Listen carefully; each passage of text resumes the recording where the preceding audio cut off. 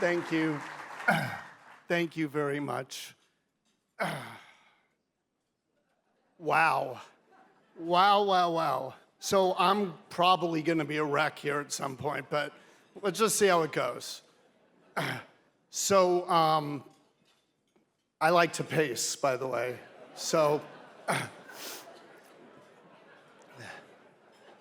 I recently read a book about awe, the mysterious emotion that's evoked when we witness something magnificent and inspiring. And people might think in terms of a beautiful sunset, Machu Picchu, a glorious redwood tree. But the author of the book interviewed thousands of people and ultimately found that the primary source of awe is moral beauty. And moral beauty is people, us, acting with extreme virtue, just being very virtuous. And when I look at this room, and I know that we've all been through it over the last few weeks, hasn't been pretty. And many of you had built-in excuses not to be here this evening and had plenty to tend to in your own personal lives.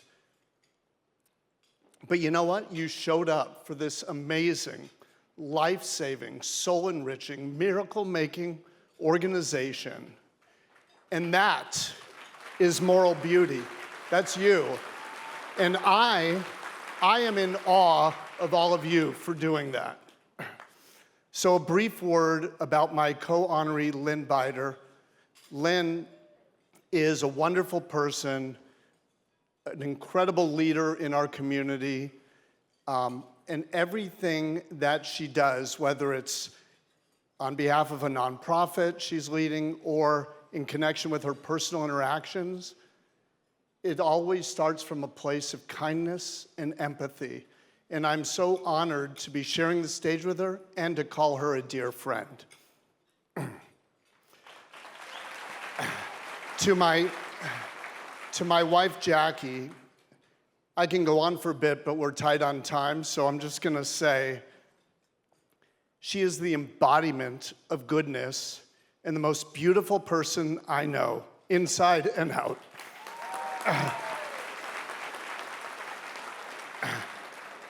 To my kids, Andrew, Bradley, Sophie. By the way, did you hear that girl sing?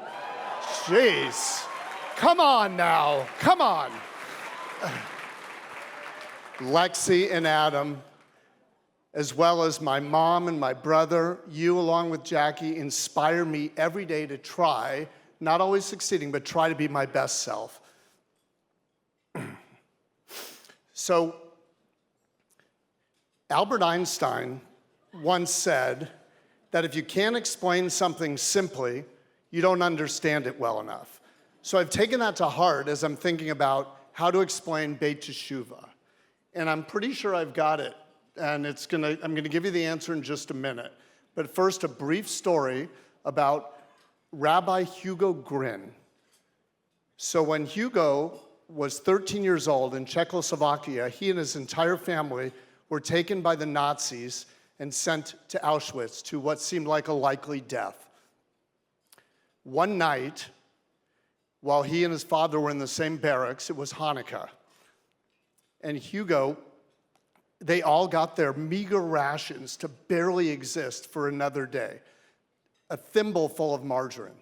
Hugo saw his father, instead of eating these precious calories, he saw him making a makeshift menorah and using the margarine to light it. Hugo was inconsolable, and then his father said something that he'll never forget the rest of his life. Someone could live up to 3 days without water, up to 3 weeks without food, but they can't live for even 3 minutes without hope. So now, full circle, Mr. Einstein, what Beit Teshuvah is hope. It is hope for people living lives of despair and being ready to give up.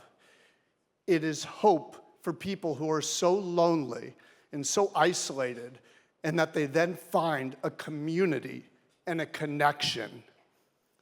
It is hope for people who've been guided by lives of selfishness and nihilism to lives where they could see the value of a life of selflessness and mitzvot.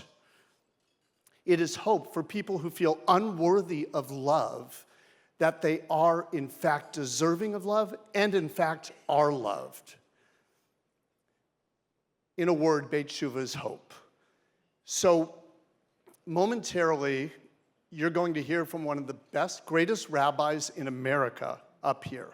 And he's going to ask you to further support Beit Shuvah, even though I know you've already done a lot, and I'm very grateful to you.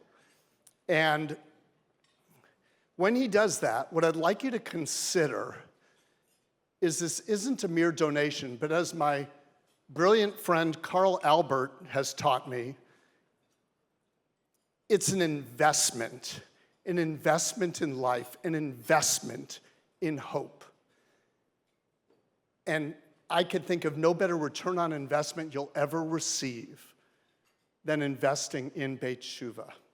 I'm so deeply honored to receive the Teshuvah Award this evening, and I thank you from the bottom of my heart. I don't know that I'm worthy, but I promise I will do my best to live up to its ideals, do what I can to help repair the world, and maybe even create some moral beauty along the way. I'll leave you with my favorite quote. It's from Anne Frank. How wonderful it is we not even wait a single moment to start improving the world. Thank you.